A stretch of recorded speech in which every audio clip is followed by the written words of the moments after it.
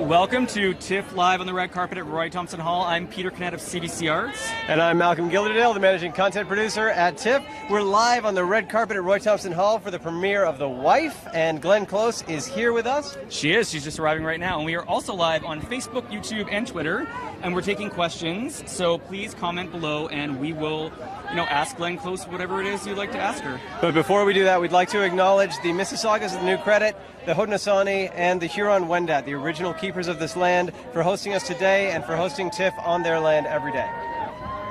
And just before Glenn gets up here, we'd like to note that it is day 8 of the festival. And besides Glenn, we're going to have the director of the film, Glenn's daughter, Annie, who is also in the film playing her daughter, and Meg Wolitzer, who is the author of the book The Wife, yes, it's based on. Yes, indeed. So, yeah, actually, Annie plays the younger version of Glenn in the film, which is really interesting. I wonder what it's like to play your parents' younger self. Yes. I have some ideas about how I would play my young father. Oh, yeah? Yeah, I think, let's never do that movie, though. I think nobody wants to see that. But we're so excited about this film. I think Peter Bradshaw of The Guardian did an onstage interview yesterday with Glenn at the TIFF Industry Conference, which was absolutely incredible, and he's already saying that the Oscar race for Best Actress is sewn up. Yeah, he said, and she's been nominated 6 times. She's been nominated more times without winning than any other living actor or actress. That is unbelievable. So perhaps this is I really hope so. Dear Academy, I assume you're watching, so if you are, please, it is time. But yeah, we're really, the film is about an author who is about to receive the Nobel Prize. We're about to bring Glenn Close up to speak with us. Hello, Glenn, how are you? Welcome. Thank you so much. Hello. Nice to meet you. So I think we'll just move you around here. Sorry, if we can rearrange. Oh, you look beautiful. How are you? I'm really well. Excellent. Oh my goodness, we're so excited for the film. I think we would love to ask you, the film deals with decades of sexism that have sort of stunted this character's career and growth. Does that resonate with you in any way? It does, because I think a lot of women have gone through that. I think of my own mother, who grew up in that generation where you were expected to be, a good homemaker and bring up the children. And my mother had great talents of her own. I had a very gifted father, but she basically sublimated her life for my dad. And so I think a lot of women will relate to this movie. I'm sure they will. And I just want to say that Jonathan Pryce was an amazing partner, and I think he brought empathy to a part that was. They all were tricky parts, but so tricky. That's incredible. Yeah, we wish Jonathan was here. We're so excited you're here, Peter. Thank you. I think you. Yeah, and this film is coming at a time when sexism and misogyny is getting a spotlight in a disgusting way. Like, how do you feel that this film resonates, and why do you think it's important for us to see it now? Well, it's about how, in some ways, how this wife deals with the narcissism of her husband, and so that has huge resonance, doesn't it? Who are you referring to? It's fine. No, it absolutely does. And speaking of that, I mean, the title of this film is The Wife. It's kind of it's an interesting title. Can you speak to why you think the film and the book that it's based on took that title? Like, why do you think that is the focus of this the title's kind of provocative on its own, because there's not been a movie called The Wife, and I have to say, a lot of actors wouldn't want to be in a movie called The Wife. And so I take my hat off to Jonathan Pryce, who realized what a beautiful script it was and did such a gorgeous job playing the husband. So, yeah, I think I'm so happy to be in a movie called The Wife. Well, we are so happy that you are here with us. Thank you so much for coming, and we cannot wait for the audience to see this film. It's so beautiful and incredible. So thank you so much. Have a great night. Thanks. I will. Take care. Wow. Amazing, and we have the director, Björn Runge, joining us now. Björn, hello, how are you? Welcome. Good. This is Peter. Nice to meet you. Malcolm, do you want to just join us in the middle? How are you feeling? This is an incredible night. Yeah, I'm feeling very good. It's wonderful to release the film to the audience. So it's a good night. Oh, that's fantastic. I can't wait for them to see it. Yeah. So you're a Swedish filmmaker, obviously making your this is your mostly made Swedish language films. Yes. Do you remember the first time you came across Glenn Close and what that felt like, and what does it feel like to have made a film with her? It's incredible. It's like a dream come true, you know. So I was because I got the script and suddenly the producer said yes to me, and then they said, now you must meet Glenn Close. So it's up to her to say yes or no to me. So for me it was unreal to go to New York and have a breakfast with her. And then during our 2-hour breakfast, suddenly she said, I want you to direct this film because we have a good connection with each other. And it's last over the shooting period and it's last over the post-production. And now we are here. That's amazing. Yeah. So incredible. And can you just speak to why it was important to you to film a story that is very much about a female protagonist? It's called The Wife. She's an incredible character. It's an incredible performance. Why was it important to you to make this story now? I think I always think, and many male actors don't like this, but I always think that the female actresses are a little bit better. Yeah, that's it. Yeah, I'm with you. And I love Jonathan Pryce, but I'm so glad for being honored to have been able to work with her. Absolutely. Björn, thank you so much for taking the time. We're so excited for the film and enjoy the premiere. Yeah, thank you very much. Have a great night. Thank you, sir. Thank you. Thank you. Oh, wow, incredible. Wow. I cannot believe that this performance looks so incredible, and we have Annie Starke. Who stars in the film and is also Glenn's daughter. Careful, thank you. You did not fall. Nice to meet you, Peter. Hi, I'm Malcolm. Lovely to meet you. If you want to just join us in the middle here. Yes. How are you?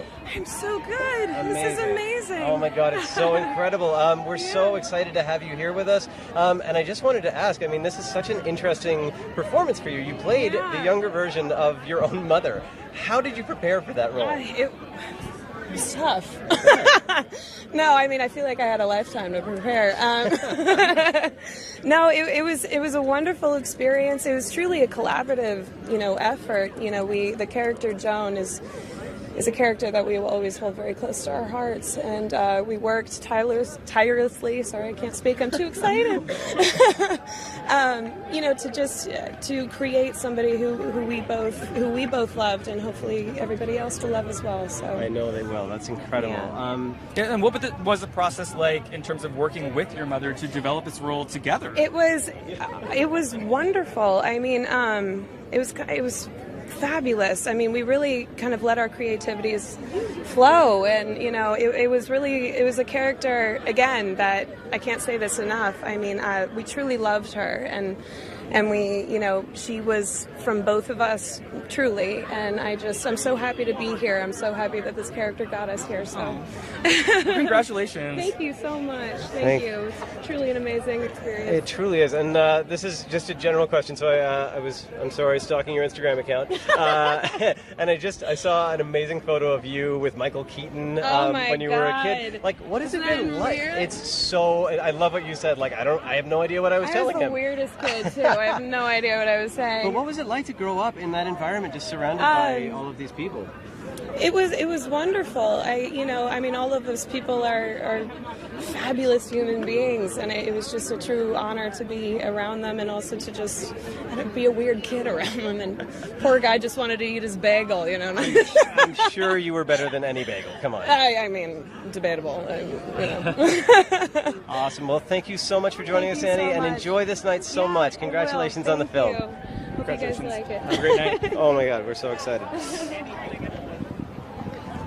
Whew, wow. Yeah. Okay, that was a whirlwind of guests and incredible people. Absolutely. And now we're just waiting for Jane Anderson, who adapted the book that this film is based on. Okay, so screenwriter Jane Anderson is just joining us right now. Here she comes. Hello, fellas. Hi, Jane. How are you? Isn't it nice that you want to interview the screenwriter. Oh my goodness, are you kidding me? I don't know, the movie would have been so silent without a script. It would have. That would have been tragic. Yeah, so wouldn't it? thank you for writing the words. A pleasure, and it's based on this incredible novel by Meg Wolitzer. 14 years ago, gentlemen. Yeah? 14 years ago, I heard about the novel, and I said, I have to do this. Because it's really, as you know, women in film kind of get the shaft.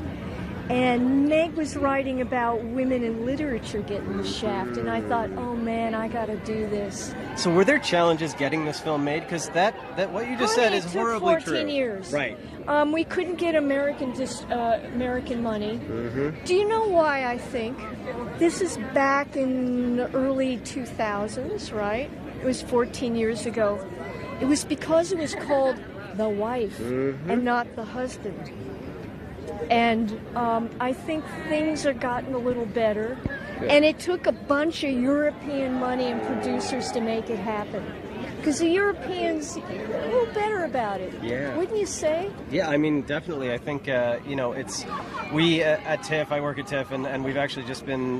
we're so focused on looking at the state of the industry vis-a-vis female filmmakers, female decision makers, women behind the scenes. And it's just... it's a horrible story that in 2017, 14 years after this film started to get made, we're still, things are getting better, I hope, but we have so far to go. Yeah. And it's exciting to see a project like this get off the ground. Yes. And you played a role. I mean, I'm a big fan of yours. Olive Kitteridge is so amazing. And I remember that Emmy speech, I have the quote here, where you said, you congratulate your fellow writers for overcoming the blank page and solving their scripts. So maybe you could just say a little bit about what solving a script means and any advice for young screenwriters who are trying to follow in your footsteps. Young screenwriters, yes.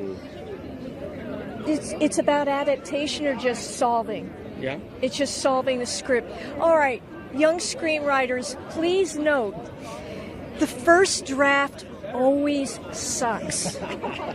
Don't worry about it. The lousy first draft is essential to getting the next draft. And the advantage of being a writer is you don't have to show it to anyone. It's your own secret little shame.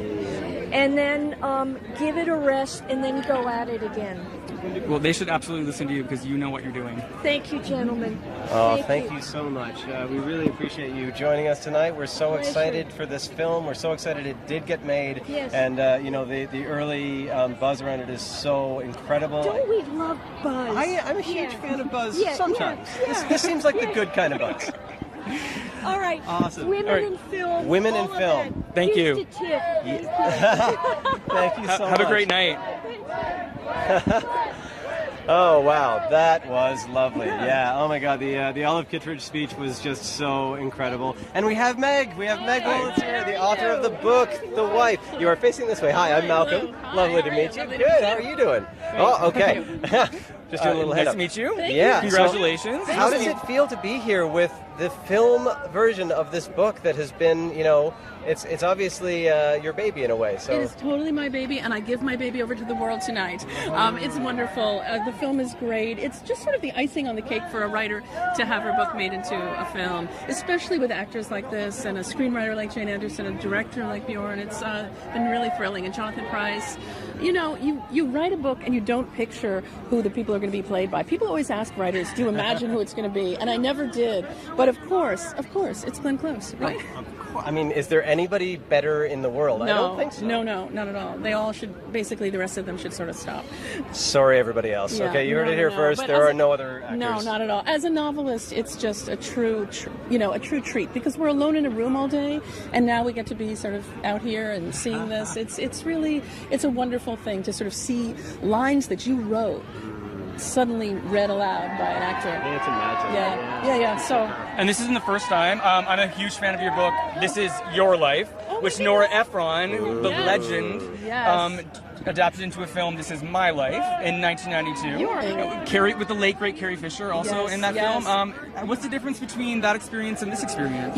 I came to Toronto for that as well. That's so funny because I've had these two incredible film experiences coming up here to watch a shoot, and Nora became a very good friend. She was a wonderful director. I was sort of involved with that one in different ways. It's like they're children that you've sent off into the world. These are my children. I've sent them off into the world in a strange way. I just get a kick out of it. I just think it's important to have people who you like and admire making your stuff into films, because when that happens, it's a variation on a theme. It's something that they see that wasn't something that you necessarily put in the book, and they go off in one direction. It was a total trip. It was a treat. I mean, Glenn Close, Nora Ephron, Carrie Fisher, how lucky are you? No, I'm really lucky. What can I say? I can't complain. I know. It's a beautiful film. Oh my God, it's so exciting to have it here. I just wanted to ask you about the book specifically, because if I'm correct, this is the first book that you wrote that was written in the first person. Yes. Why did you make that choice for this particular story? I made the choice to put it in the first person because Joan Castleman is angry and funny and sort of seething with things that she can't necessarily say.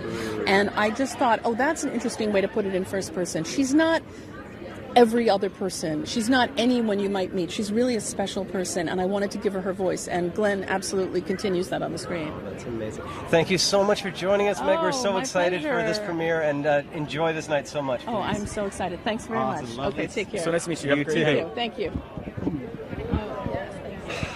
Wow. Okay. Well, I just feel like, I mean, if you haven't read this book, and obviously you may not have had the chance to see the film yet, but I think we all need to pick up some of Meg's books, and we all need to go out and see this film. I mean, if you're watching this right now online, you're probably not seeing the film tonight. No, so you should instead read the book and then see the film really soon. Okay, this is a good plan. Yeah. Awesome. I am going to head out and pick up a copy as soon as possible. So, can you talk for a second about that the earlier book that was turned into a film with Carrie Fisher? I mean, it's a Nora Ephron film in 1992. Julie Kavner, who is well known for voicing Marge on The Simpsons. Yeah. The rest of the cast is escaping me to some degree, but it's an incredible all-star cast. So I recommend you IMDb This Is My Life, which is the film. This Is Your Life is the book.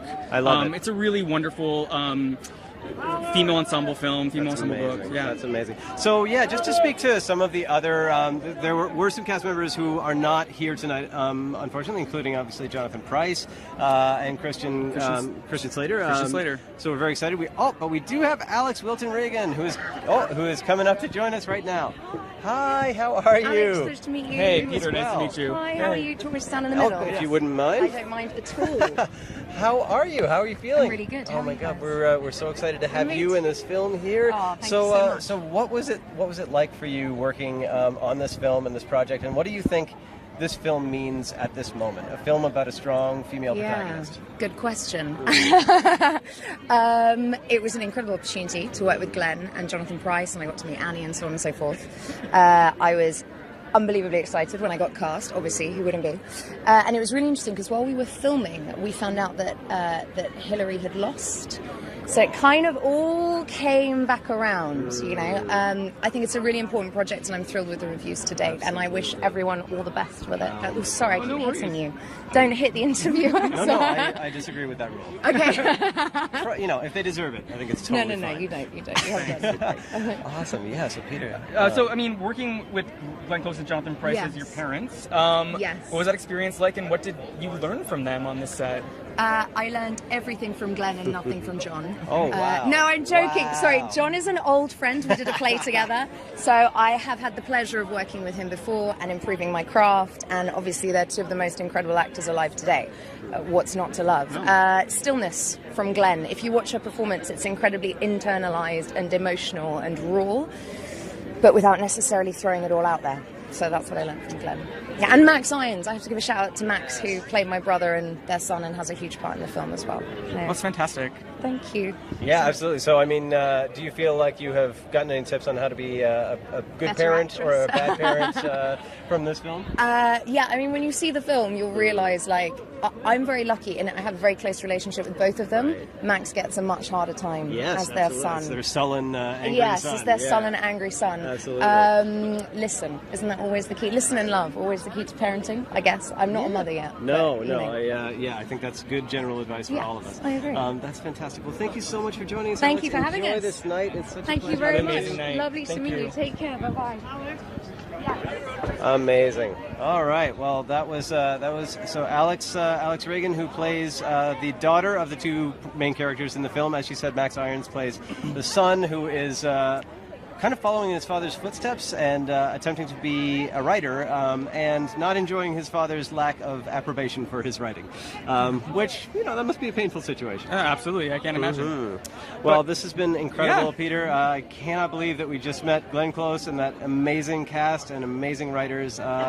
Such a pleasure. And it was such a pleasure. Yeah, we're really we're going to be here on the red carpet again later tonight. I will not be here, but Peter I'll will be back in about an hour. Yeah, so please check in. I'll be back in about an hour. Yeah, so please check back in, and we will be back tomorrow and on Saturday with further live streams. Thank you so much for tuning in, and we are TIFF Live from the red carpet. Thank you.